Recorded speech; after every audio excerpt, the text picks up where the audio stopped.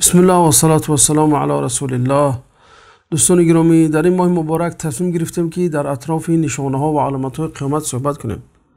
وقتی که انسان درباره چیزی صحبت میکند یا در اطراف آن پژوهش میگذارد، البته غایه ها دارد، مقصد ها دارد. یکم مقصدی که ما از این پژوهش و صحبت اطراف این میخوایم با اون برسیم، این تحقیق ایمان به غیب است که الله تعالی مسلمانان را در قرآن به همین صفات وصف میکند. میگه که والذین یؤمنون بالغیب و یقیمون الصلاة، یعنی اونهایی که به غیب ایمان دارند.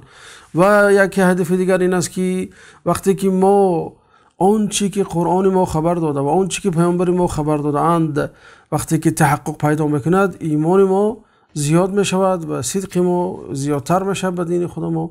این چنین انسان طبیعتا یعنی که درباره آینده دانستن میخواهد و این چیز را پیامبر علیه السلام برای ما در احادیث خود بیان کردند. البته نه همه اون چیزی که آینده خواهد بود، بلکه چیزهای مهمترینی که در حیات انسان ها خواهد بود احادیث پیامبر صلی الله علیه و سلم در اطراف آن صحبت کرده است و ان شاء الله که چیزهایی را خواهیم دید که در حقیقت تحقق پیدا کرده است، یا اینکه تحقق پیدا کرده ایستاده است، یا اینکه تحقق خواهد پیدا کرد در آینده. بنابراین علما اشراط ساعت یا اینکه علامت ساعت را به سه قسم تقسیم کردند: علامتایی که شده گذشتند، علامتایی که شده ایستادند و علامتایی که خواهند شد. این از یک طرف. از طرف دیگر تقسیمات علامت‌های معیده یا اینکه علامات صغرا میگویند یا علامت‌های کلان و علامات کبرا میگویند. از دو تقسیم است از این جهت.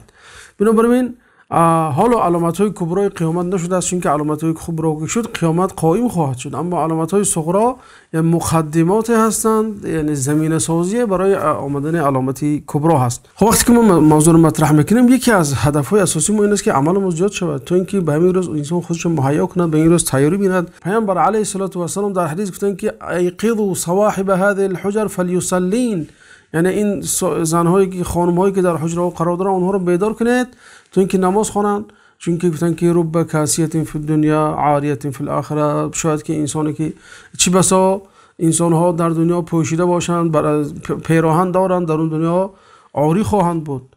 یعنی که انسان ترغیب میکند به عمل کردن. خب دوستان عزیز، وقتی که ما در اطراف این موضوع صحبت میکنیم، آیا هر چی که میشنویم میتونیم که در واقع خود پیاده کنیم، یا اینکه واقعی که شده ایستاده است پیاده کردن آن آیا جایز است یا نیست؟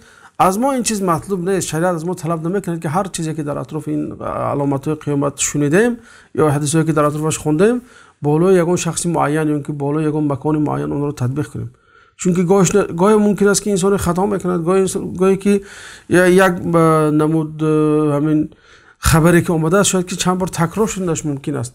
بنابراین در یک شکل معین فراوردن این حدیث ها یعنی که یک نمود غلطی هست.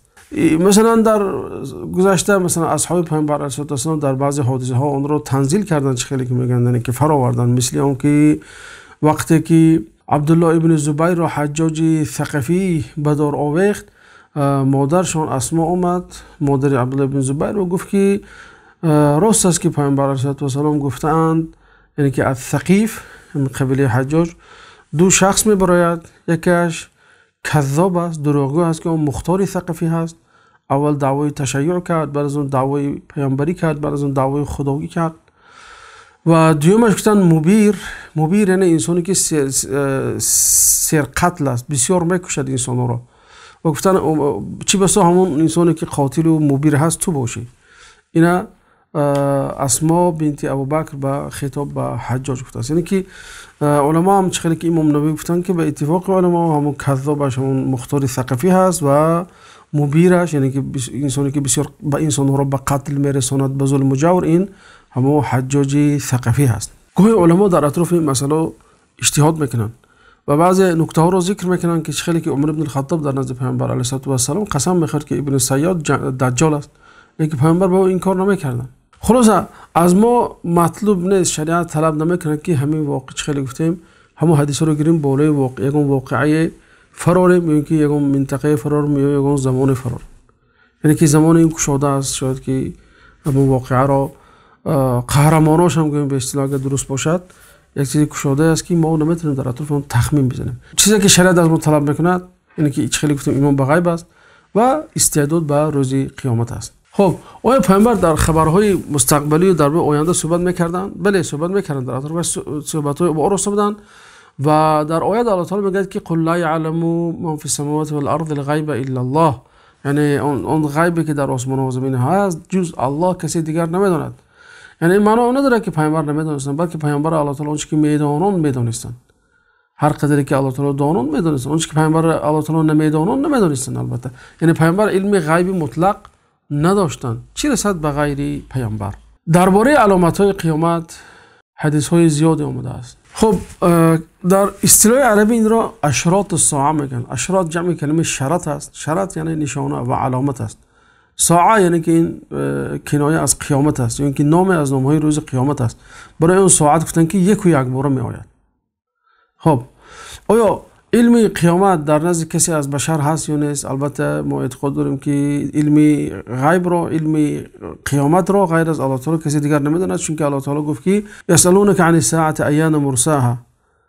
خب قل انما علمها عند رب لا یجلیها لوقتها الا هو، یعنی که این علم اون در نزد الله تعالی هست و الله تعالی تنها دانا است که کی این قیامت واقع خواهد شد. و وقتی که جبرئیل علیه السلام پیش پیامبر آمد و درباره قیامت پرسید، پیامبر در جوابش گفت که مل مسئول عنها باعلم من السائل، یعنی پرسنده از پرسیدشت عیسی داناتر نیست. یعنی آنچنانی که جبرئیل نمیداند محمد علیه السلام نیز اون قیامت را کی شدنش را نمیداند. این چنین روایت امام احمد و ابن ماجه و حاکم از عبدالله بن مسعود روایت میکنن که پیامبر علیه السلام میگن که لقیت لیلة اسری بی ابراهیم و موسی و عیسی، یعنی در شب معراج وقتی که من به معراج برآمدم عروج کردم به آسمان، با ابراهیم، موسی و عیسی صحبت کردم و بین ما صحبت شد. و درباره قیامت وقتی صحبت میکردیم هر دوی اون دو نفر علم قیامت را به ابراهیم علیه السلام بازگرداندن، یعنی گفتن که شما میدونید. ابراهیم علیه السلام گفت که من نمیدونم. گفت بعد گفتن که موسی تو چی میدونی؟ موسی هم گفت منم نمیدونم. عیسی پرسیدن گفت عیسی هم من نمیدونم. گفت این چیز علمی است که غیر از الله تعالی کسی دیگر نمیداند. اگر که اولوالعزم از علم اون چیز بی خبر باشن، چی رسد به دیگر انسان ها؟ خیلی گفتم اشراط الساعه به دو قسم تقسیم میشه. اشراط یعنی که علامت های میده، یعنی که صغرا، و علامت های کبرا. خب علامت های صغرا چی است؟ مثلا از علامت هایی که میده هست و شده گذشته‌اند، مثل بعثت پیامبر علیه السلام. یعنی پیامبر گفتن که بعثت انا والساعه كهاتین، من و قیامت مثل همین دو انگشت که یعنی که نزدیکه، چه خیلی که این دو انگشت به هم دیگر نزدیک است.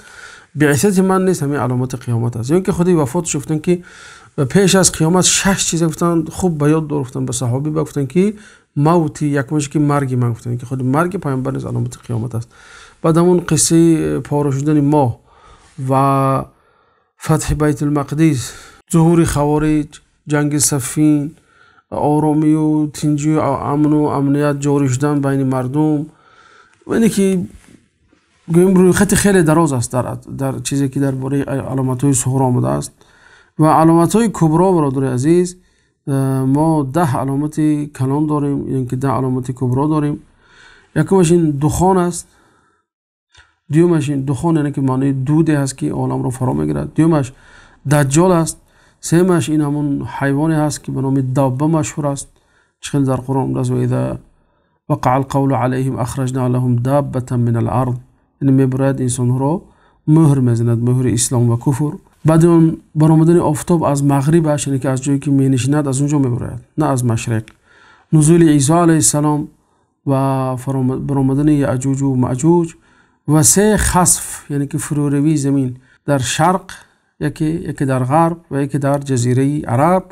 و آخران گفتن آتشی که از یمن میبرد و مردم را به سوی محشرگاه سوق میدهد، خیلی که در روایت امام مسلم رحمت الله علیه آمده است.